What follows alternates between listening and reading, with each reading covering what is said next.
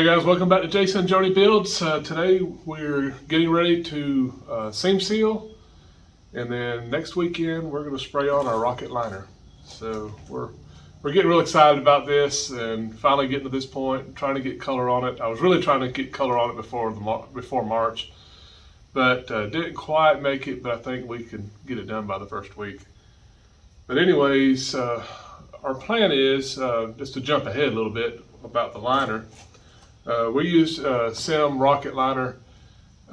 Main reason is the paint shop I use, Ken's Pro Colors.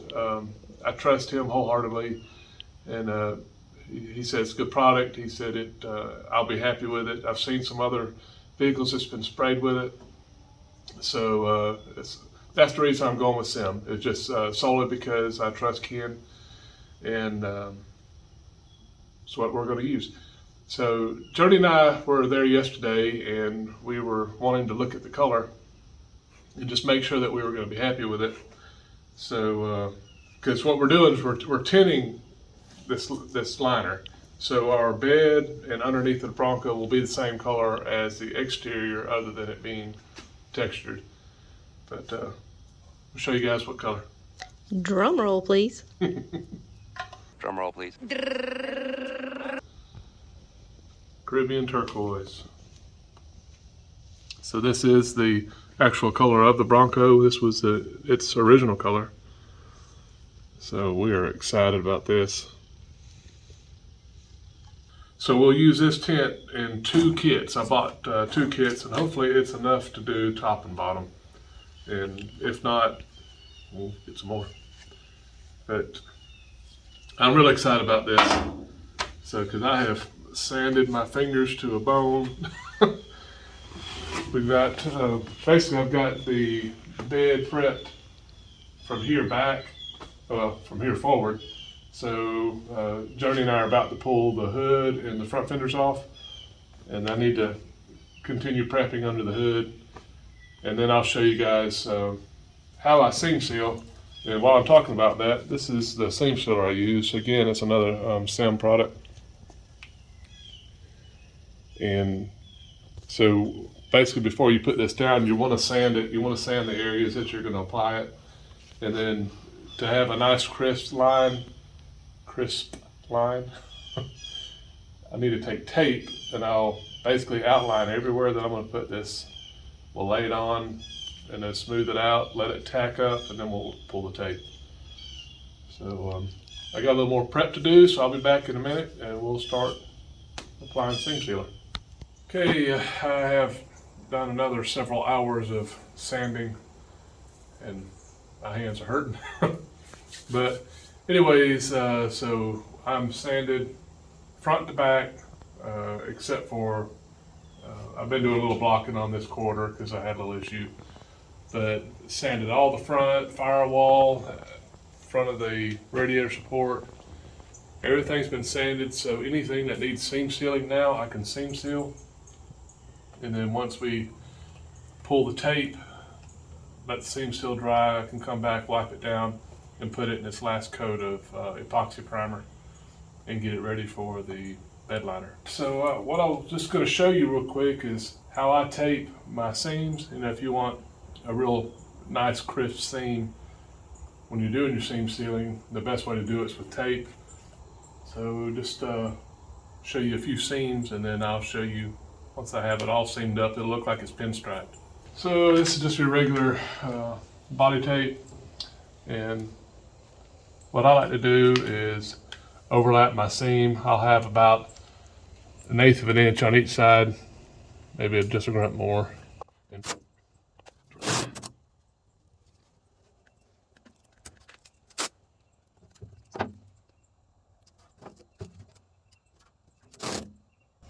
Funny thing is, and this won't be seen because I have one of those outdoor, kind of the mat that you can buy for these Broncos.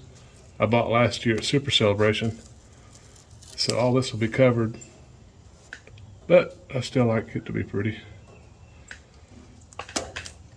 Well, let's keep a little razor, because when you start getting to the edges, sometimes I'll round them or just do something that looks nice, so you'll have a nice transition.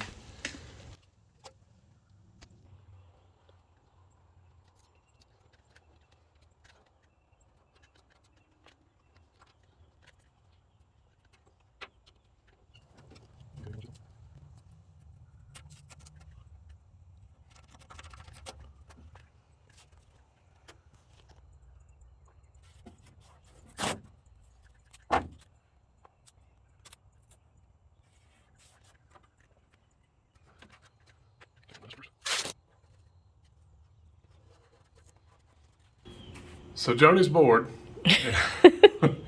and I've got a lot of this to do.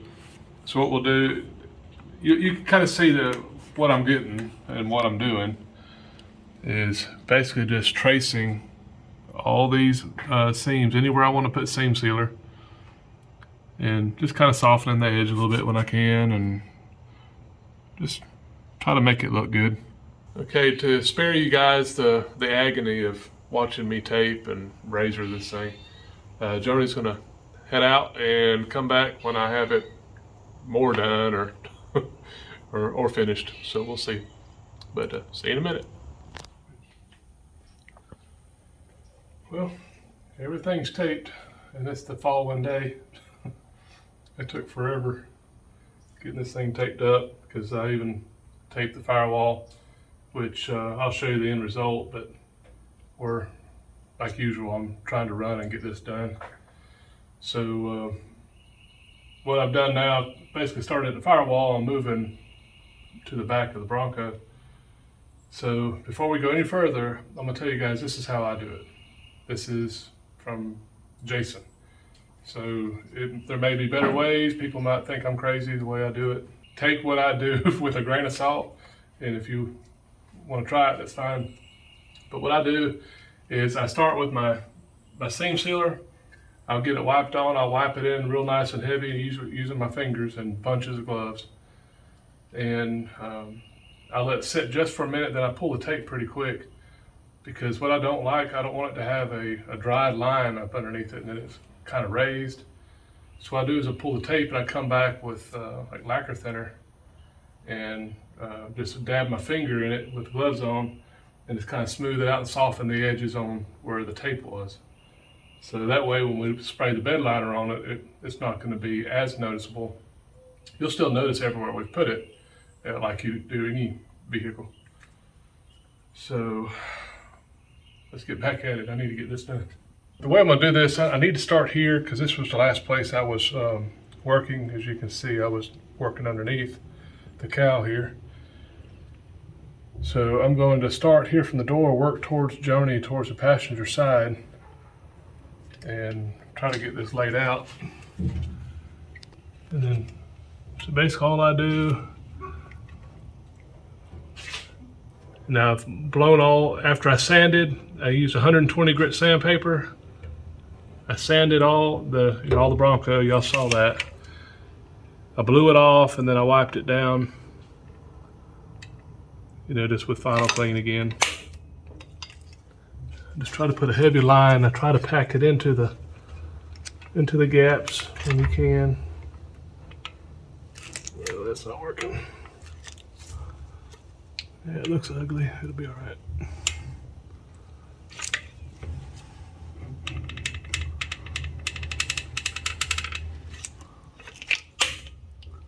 Stop here for a minute. And like I say, what I do is usually using my thumb, depending on where it's at.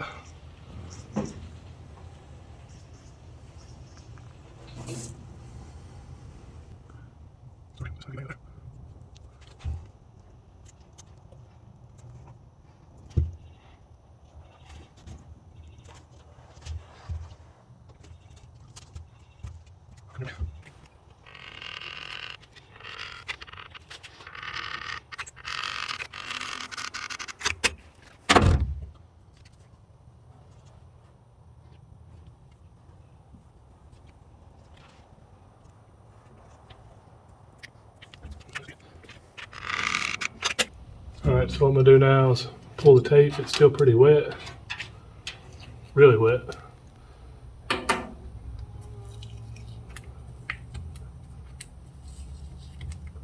Again, the tape just kind of keeps you from making a huge mess.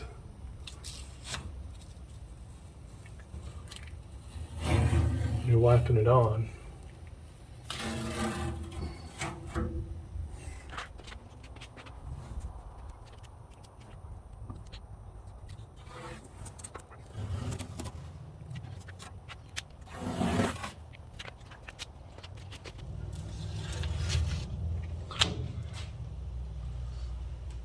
Once I get the tape pulled, I take this thinner and just dip my finger in it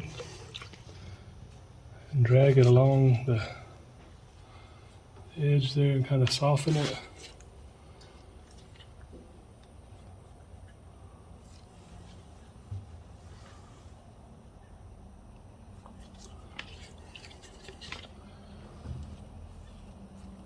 Again, this might get me a lot of hate mail. But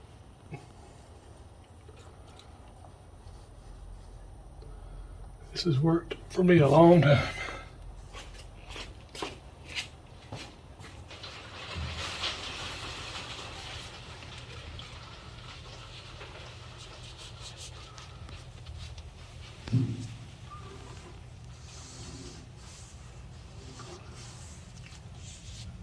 See how it kind of softens out down there? Yeah, looks a lot better. Oh, I see what you're saying, where you lose the little ridge. Right. But you have to do this in a hurry because this stuff, it really does set in quick. Yeah, I've been pausing this, but just to get out of his way, but yeah, he's been moving super fast. Well, I'm sorry, the way I'm talking, I'm kind of, I'm stuttering a lot. Kind of starting and stopping, but this is kind of one of those things I gotta run.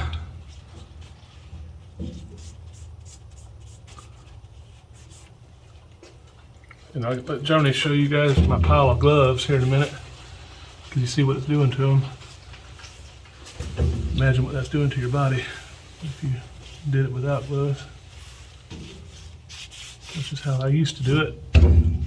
It's finally wised up. So my gloves, I change them quite often, as you can tell. So the cool thing about having a dusty floor is get some dust on your hand, because your hands get kind of sweaty in gloves and it's hard to put them back on. No problem. So you want to show them this real quick. Here's the firewall. I've gone around all my seams, up and down. Did the top, across the top of the cow windshield. So it's a lot of work. It's necessary though. Okay, I think I'm going to leave you with it so I get out of your way, because I feel like I'm in the way. And I'm not be able to show you guys much, but it really doesn't change after that. That's basically the gist of it, is find any seam I got up underneath the cowl and try to get all that too. So I just need to keep running this out. So I'll call her back out here in a little bit when I get more done. I got everything seam sealed except for a couple spots Joni's already pointed out, which is good to have a fresh set of eyes, because you stare at it so long, you're bound to miss something. But anyways, just a couple spots right up here, just to kind of clean up on those B-pillar supports. It's been a lot of work, but I'm glad I've got this done. So next we get to put it back on the lift and get up underneath it. Sand it and seam seal it too. So this is the labor intensive part. Everybody wants to have a hot rod, or wants to understand why restoration is so expensive. It's because of the stuff like this. This is labor intensive. This takes a lot of time. So anyways, I'm gonna clean up, finish these couple spots, look for a couple more, and get it primed, and then hopefully we can finish this video up. All right guys, so we got the all the seam sealer put in. We've got it primed. I'll let Journey show you. It turned out really nice, and just remember when we come back on top of this with the bed liner, it's, you know, some of the imperfections you see where I kind of tried to smooth it out, all that will kind of just blend away with the bed liner.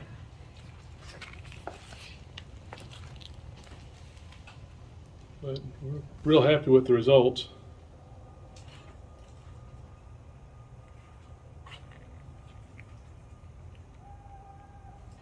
As you can see, we got the firewall seam sealed, it's primed.